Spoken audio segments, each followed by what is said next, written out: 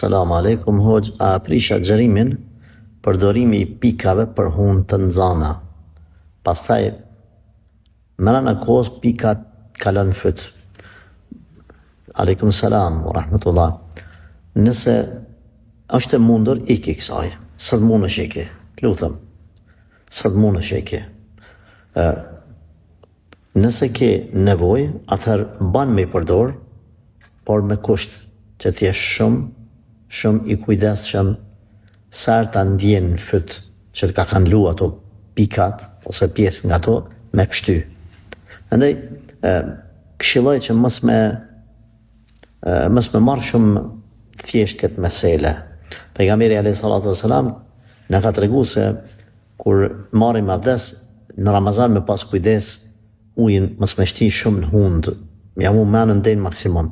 Ulemat kanë thonë, nëse gabimisht shkon uji deri në fyt, atëherë pështyn aq sa ke mundësi, e nëse s'ke mujt me pështy, ka shku mbrana në bark, nuk të prishet avdesi, por me pas kujdes.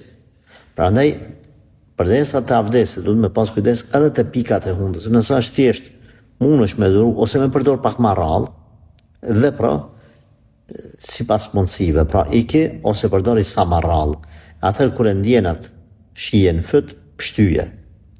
Allahu të shëroftë dhe të bekoftë.